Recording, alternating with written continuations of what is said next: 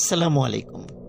Afnan the horror world YouTube চ্যানেলে আবারও সকলকে স্বাগত জানাচ্ছি আমি আফনান। প্রিয় লিসেনার্স, আপনাদের ভালোবাসায় আমাদের এই চ্যানেলটি উত্তরোত্তর উন্নতি করছে। প্রিয় লিসেনার্স, আমার বলা বিভিন্ন পুরাতন গল্প এবং নতুন গল্পের সমন্বয়ে এই চ্যানেলটি পরিপূর্ণ থাকবে।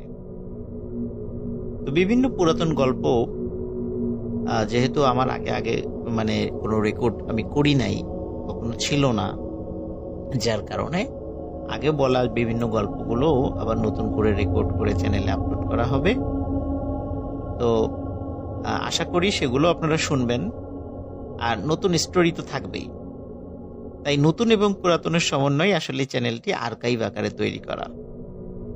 তো এখন যে স্টোরিটি আমি আপনাদের সাথে শেয়ার করব, এই স্টোরিটি একটি ব্ল্যাক ম্যাজিক রিলেটেড ঘটনা। এই স্টোরিটি আমাকে বলেছে আমার এক চাচা। যেই জায়গাতে ঘটনাটি ঘটেছে এটি ফরিদপুর জেলার বোয়ালমারী উপজেলার সাতর বাজার নামক একটা জায়গা আছে, এই জায়গারই একটি ঘটনা। তো ঘটনাটি ব্ল্যাক ম্যাজিক রিলেটেড। তবে আমি আশা করি যে এখন ব্ল্যাক ম্যাজিক রিলেটেড যে স্টোরিটি আমি আপনাদের সাথে শেয়ার করতে যাচ্ছি, এমন ধরনের স্টোরি আপনারা কম শুনেছেন। একদম শোনেননি সেটা আমি বলতে পারবো না, তবে কম শুনেছেন এতটুকু বলতে পারবো। তো কথা না বাড়িয়ে সরাসরি ঘটনাতে চলে যাচ্ছি। ঘটনাটির সময় ছিল 1981 কি 82 সালের দিকে। ওই গ্রামেরই একজন প্রভাবশালী ব্যক্তি, সঙ্গত কারণে তার নাম বলতে পারছি না, নাম বললে আসলে তাকে ছোট করা হবে বা এটা আসলে বলাটা ঠিক হবে না, যার কারণে নাম প্রকাশ না করার শর্তেই আমার ওই চাচা আমাকে বলেছিলেন। আমি জানি নামটা কি, কিন্তু আপনাদেরকে সঙ্গত কারণে বলতে পারছি না। তো ওই প্রভাবশালী ব্যক্তির আল্লাহর রহমতে ওনার অনেক ধন সম্পত্তি ছিল, 2জন ছেলে সন্তান ছিল, 1জন মেয়ে সন্তান ছিল, আর ওনার বিশাল জায়গা জমি, অনেক কিছুই ওনার ছিল। তো একটা বিষয় সেটি হচ্ছে যে ওনার একজন প্রতিবেশী, তিনি আর্থিকভাবে অতটা সচ্ছল ছিলেন না, গরিব মানুষই ছিলেন। ওনার এক ছেলে এক মেয়ে ছিল। তো মেয়ের বয়স যখন 17-18 হয়, খুব ভালো একটি পরিবারে তার বিয়ে হয়ে যায়। আর ওনার ছেলে লেখাপড়া করত। লেখাপড়া শেষে তার খুব ভালো একটি সরকারি চাকরি হয়ে যায়। গ্রামের সকলে তার ছেলের প্রশংসা করতে থাকে। এর ফলে ওই যে প্রভাবশালী ব্যক্তি যার কথা বলছি, ওনার মনে হিংসা বা ক্রোধের জন্ম হয় যে কি ব্যাপার, আমার এত সহায় সম্পত্তি আছে, তো আমার ছেলেগুলো তো এরকম হতে পারলো না, অথচ ওনার ছেলে এরকম ভালো একটা পজিশনে চলে গেল। তো বিষয়টা না উনি আসলে ওইভাবে মন থেকে মেনে নিতে পারছিলেন না। এখন মেনে নিতে না পারলেও তো মেনে নিতে হবে, কিন্তু উনি চিন্তা করলেন যে এমন ভাবে একটা কাজ আমি করব যাতে করে ওই ছেলেটি আর পৃথিবীতে না থাকে। কিন্তু তাকে মেরে ফেললে তো পুলিশি ঝামেলা হবে, যার কারণে উনি একজন তান্ত্রিকের আশ্রয় নেন। সেই তান্ত্রিককে বলেন, তুমি এমন ভাবে একটা কাজ করবা যাতে করে ছেলেটি আস্তে আস্তে মারা যায়। গ্রামের ভাষায় যাকে বান মারা বলে। তান্ত্রিক বলে, ঠিক আছে, আমি এটা করতে পারবো, তবে আমাকে একটা জিনিস এনে দিতে হবে। সেটি হচ্ছে অমাবস্যা এবং পূর্ণিমাতে যদি কোনো মানুষ মারা যায়, ঠিক পরবর্তী অমাবস্যা বা পূর্ণিমাতে তার কবর থেকে তার কাফনের একটি অংশ আমাকে এনে দিতে হবে। সেই কাপড়ে তদবির লিখে আমি বান মারতে পারবো। তো উনি বলেন, আচ্ছা ঠিক আছে, তাই হবে, কিন্তু এই তান্ত্রিক শর্ত জুড়ে দেন যে এটি যেন কেউ জানতে না পারে। যদি কাজ করতে হয় আপনাকেই এই ভয়ঙ্কর কাজটি সমাধা করতে হবে। উনি বলেন, হ্যাঁ ঠিক আছে, আমি এই ভয়ঙ্কর কাজটি সমাধা করব।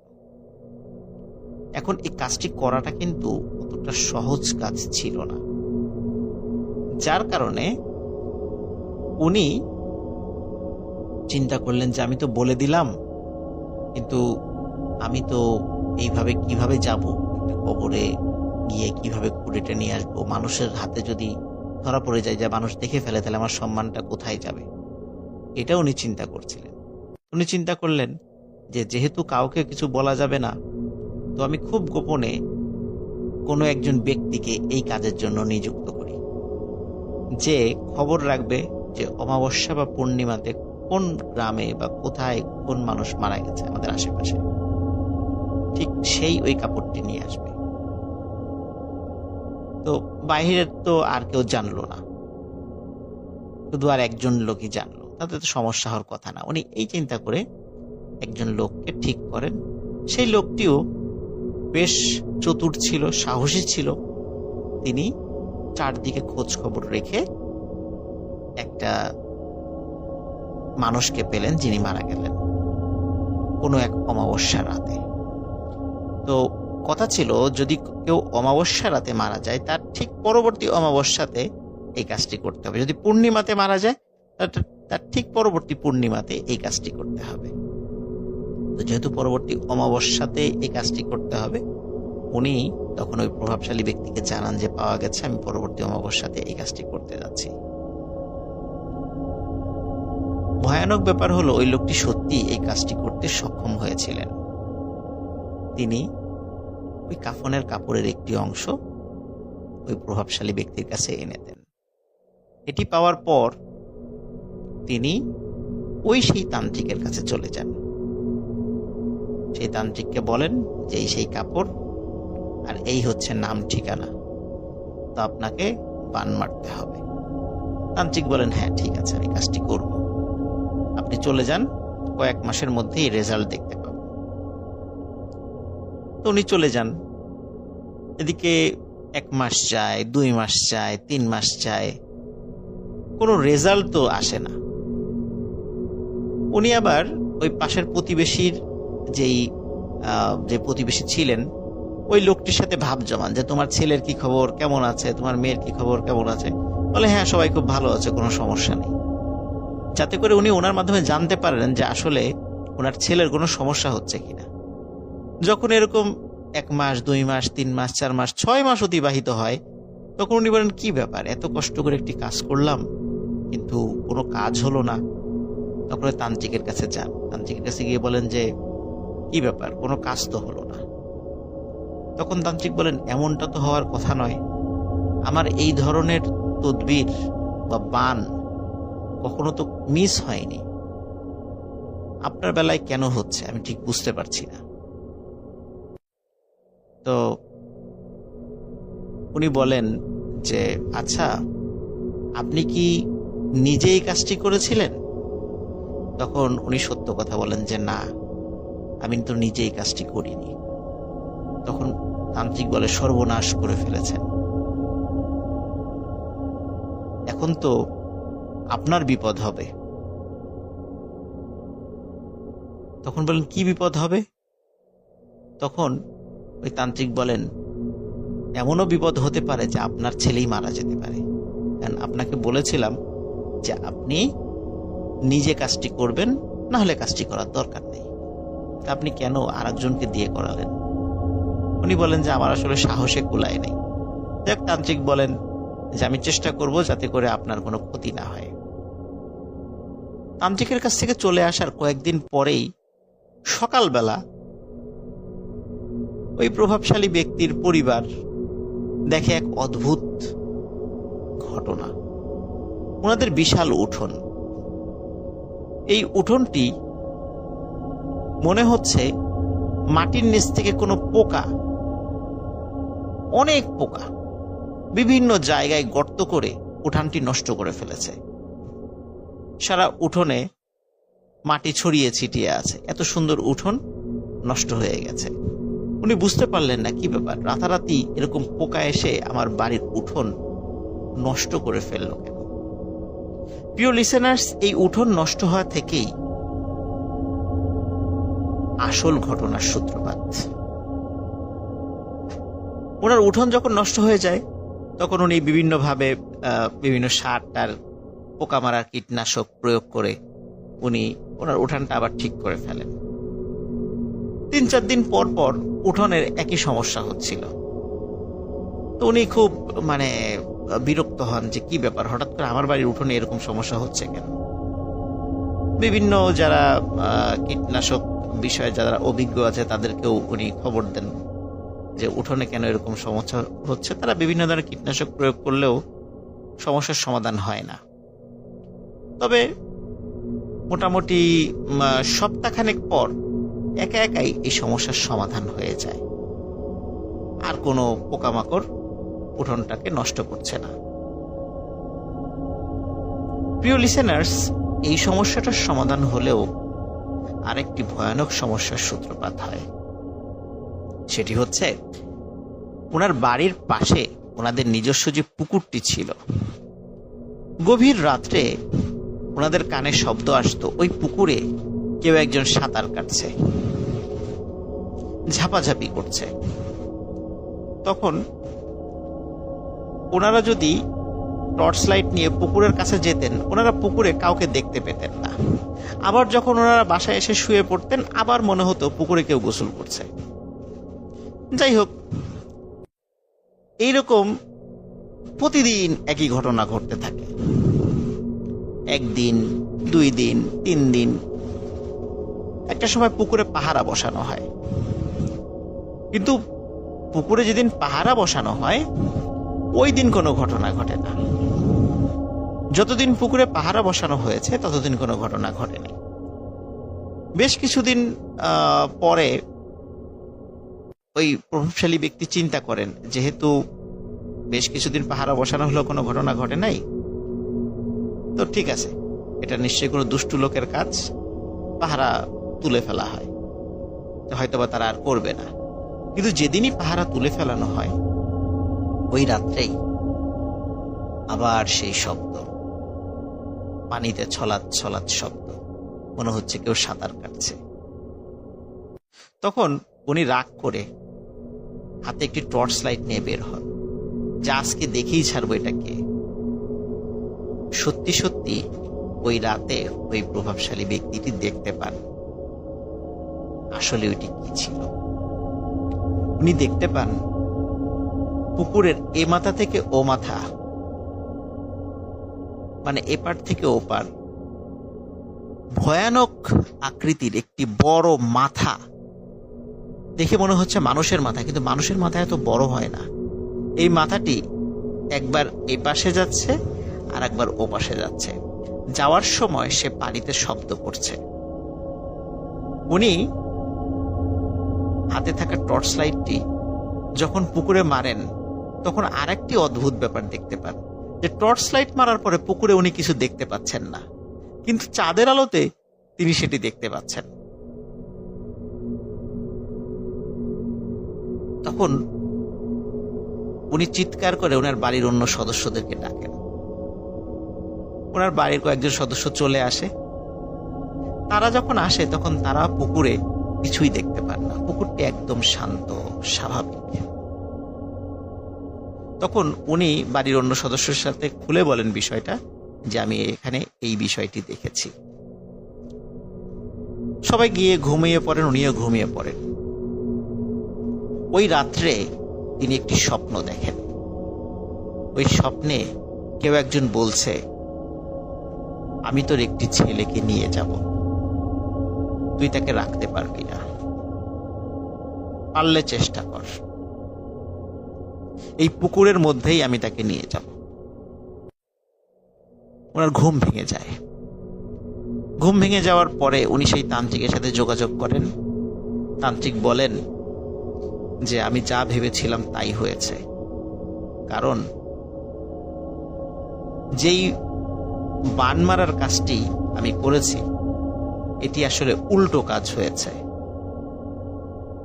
যাদেরকে এটি ক্ষতিকর ক্ষতি করার কথা ছিল তা না করে যারা এটি করেছে তাদেরই উপর এটি এসে পড়েছে। এখন আপনার একটি সন্তান মারা যাবে, আর এই ভুলের জন্য আপনিই দায়ী। তখন বলে এর থেকে এখন সমাধান কি, এর থেকে মুক্তি পেতে পারি কিভাবে? তখন ওই তান্ত্রিক বলেন, আপনার 2 সন্তান 2 ছেলেকে আপনারা বাইরে পাঠিয়ে দিন। তখন উনি যে কাজটি করেন, সত্যি ওনার এক ছেলেকে উনি বিদেশে পাঠিয়ে দেন, আর এক ছেলেকে ঢাকায় পাঠিয়ে দেন, ঢাকাতে অন্য অন্য কাজ করার জন্য। তো ঢাকাতে ওই ছেলেকে মূলত আসলে কাজের জন্য বলতে বোঝানো হচ্ছে যে আসলে লেখাপড়ার জন্য পাঠিয়ে দিয়েছিলেন আর কি। ঢাকাতে একটি নামকরা প্রতিষ্ঠানে ভর্তি করানো হয়। তো ভালোই চলছিল সবকিছু। ওনার ছেলেকে যখন পাঠিয়ে দেয়া হয় তখন থেকে ওই পুকুরে আর কোনো সমস্যা নেই, আর কোনো গোসলের শব্দও শোনা যায় না। তো উনি ভেবেছেন ছেলেদেরকেও, একজনকে তো দেশের বাইরে পাঠিয়ে দিয়েছি, আরেকজনকে ঢাকা পাঠিয়ে দিয়েছি, তো এখন মনে হয় আর কোনো সমস্যা নেই। তো যেই 2 ছেলেকে বিদেশে পাঠিয়ে দেওয়া হয়েছে, বিদেশে একজনকে বিদেশে আর একজনকে ঢাকায়, তো তাদেরকে বলা হয়েছে তোমরা যদি কখনো দেশে আসো এই পুকুরে কখনো গোসল করবা না। যেই রাত্রে উনি স্বপ্ন দেখেছিলেন তারপর থেকেই উনি ওনার 2 ছেলেকে পুকুরে নামানো বন্ধ করে দিয়েছিলেন। তারপরে যখন ঘরের বাইরে পাঠিয়ে দেন তখনও বলেছিল যে তোমরা যখন বাড়িতে আসবে তখন এখানে কেউ গোসল করবে না। ওনার এক ছেলে বিদেশ যাওয়ার পরও কয়েকবার দেশে এসেছে, সেও এই পুকুরে নেমে গোসল করেনি, যদিও এই এত দিনের মধ্যে এই পুকুরে কোনো সমস্যা ওনারা তাদের দৃষ্টিগোচর হয়নি। সবাই ভেবেছিল এটা স্বাভাবিক হয়ে গেছে। ওনার ছেলেও যে ঢাকাতে থাকতো, মাঝে মাঝে ছুটিতে আসতো, সেও পুকুরে গোসল করতো না। যাই হোক, সবকিছু স্বাভাবিক। কোনো এক ঈদে, কোনো এক কুরবানি ঈদে আর কি, তার ছেলে তার ঢাকা থেকে কয়েকজন বন্ধু নিয়ে বাড়িতে আসে। ওই বন্ধুরা কুরবানি ঈদ এখানেই করবে। তো বন্ধুরা যেহেতু ঢাকাতে বড় হয়েছে, তারা কিন্তু আসলে এইভাবে কোনো পুকুর বা এরকম বিশাল জায়গা বা খেলাধুলা ওইভাবে করতে পারেনি। তো যখন তারা তাদের এই গ্রামের বন্ধুর কাছে শুনেছে যে তাদের গ্রামে এরকম সুন্দর বাড়ি আছে, পুকুর আছে, জায়গা আছে, মাঠ আছে, তারাও সেগুলো উৎসাহী হয়ে দেখতে এসেছে। যাই হোক, তাদের কাছে কিন্তু পুকুরের বিষয়টি ওই ছেলেটি বলেনি। তারা যেদিন বেড়াতে আসে, বেড়াতে আসার পরের দিন ওই 3-4 জন বন্ধু তারা ওই পুকুরটাতে নামে গোসল করতে। এখন ওই প্রভাবশালী ব্যক্তির ছেলে, সে তো আর নামে না, সে তো পুকুরের পাড়ে দাঁড়িয়ে আছে। বন্ধুরা বারবার বলছিল, কি ব্যাপার, তুমি নামো না কেন? তখন বলছে, না ঠিক আছে, তোমরা গোসল করো, আমি নামবো না। তো তারা বারবার বলছিল যে তুমি গ্রামের ছেলে হয়ে পুকুরে নামতে ভয় পাও, এটা কেমন কথা? আমরা শহরের ছেলে পেলেরা এখানে নেমেছি, পুকুরের পানিও তো বেশি না, আসো। কিন্তু সে নামে না, সে বলে না, নামবো না। তখন ওই ছেলেগুলো বারবার স্বাভাবিকভাবেই বন্ধু বান্ধব ঠাট্টা উপহাস করতে থাকে। তখন একটা পর্যায়ে ওই ছেলেটি বলে যে আমি সাঁতার জানি না। তখন তারা বলে যে তুমি সাঁতার জানো না, কোনো সমস্যা নেই, আমরা তো আছি, তুমি আসো। তুমি গ্রামের ছেলে হয়ে সাঁতার জানো না কেমন কথা, আমরা তো আছি, আসো, কোনো সমস্যা হবে না, পুকুরের পানিও তো বেশি না। তখন বারবার যখন বন্ধুদের কথায় প্রভাবিত হয়ে ওই ছেলেটি সত্যি পানিতে নেমে পড়ে। পানিতে নেমে বেশ কিছু সময়, ভালোই সময় কেটে যাচ্ছিল। হঠাৎ তাদের বন্ধুদের সামনেই তারা বন্ধুরা দেখতে পেল যে মনে হলো হঠাৎ ও পানির নিচে ডুব দিল, এবং ডুবটা এমন ছিল মনে হলো কেউ পানির নিচে হেসকা টান দিয়ে যেরকম নিয়ে গেলে যেরকম হয়, ঠিক তেমন ছিল। তো তার বন্ধু বান্ধবরা বললো যে কি ব্যাপার, ও হঠাৎ করে এইভাবে ডুব দিল কেন? বিষয়টা অস্বাভাবিক লাগলো। তখন ওরা যেহেতু ওর কাছেই দাঁড়িয়ে ছিল, তখন ওরাও ডুব দেয় এবং ডুব দিয়ে পানির নিচে দেখতে পায় যে পানির নিচে বসে আছে এবং ও ওঠার অনেক চেষ্টা করছে কিন্তু পারছে না। তখন ওই বন্ধু বান্ধবরা বলল, বা মানে ওরা নিজেদের মধ্যে বললো যে ও তো এই অবস্থায় আছে, আসলে চলো আমরা একে টেনে তুলি। তারা ওই ছেলেটাকে টেনে তোলার অনেক চেষ্টা করে, কিন্তু তারা দেখে তার শরীরটা এতটা ভারী, পানির মধ্যে কিন্তু মানুষের শরীর হালকা হয়ে যায়, কিন্তু তার শরীরটা এতটা ভারী মনে হচ্ছে যে ওরা 3-4 জন মিলে ওকে টেনে তুলতে পারছে না। ওরা যখন বারবার টেনে তোলার চেষ্টা করেও টেনে তুলতে পারছিল না, এদিকে 1 মিনিট 2 মিনিট 3 মিনিট হয়ে যাচ্ছে, তখন একজন দৌড়ে বাড়ির ভিতরে খবর দেয় যে এই অবস্থা। বাড়ির লোকজন এসে পুকুরে নামতে নামতেই একটি মর্মান্তিক ঘটনা ঘটে যায়।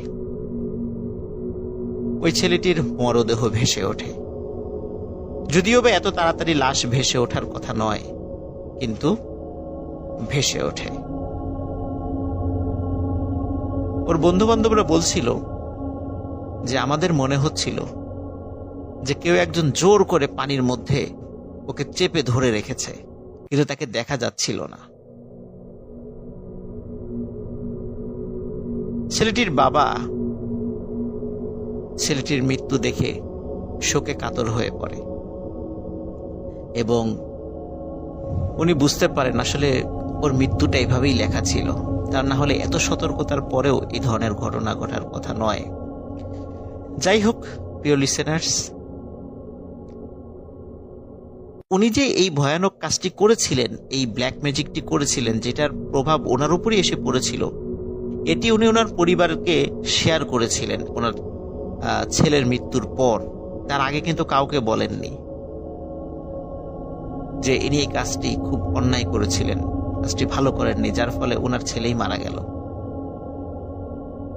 দীর্ঘদিন কিন্তু এই ঘটনা ওনার পরিবার থেকেও কাউকে বলা হয়নি, কিন্তু পরবর্তীতে যখন ওই প্রভাবশালী ব্যক্তি মারা গেছেন, তার স্ত্রীও মারা গেছেন, তার সন্তান সন্ততিরা যে আর একটা ছেলে ছিল বিদেশে, উনি পরবর্তীতে এই বিষয়টি বলেন যে আমার বাবা এরকম একটা অন্যায় কাজ করেছিল, যার ফলে আমার এক ভাই মারা গেছে, এবং কেউ যেন এই ধরনের কোনো কাজ না করে।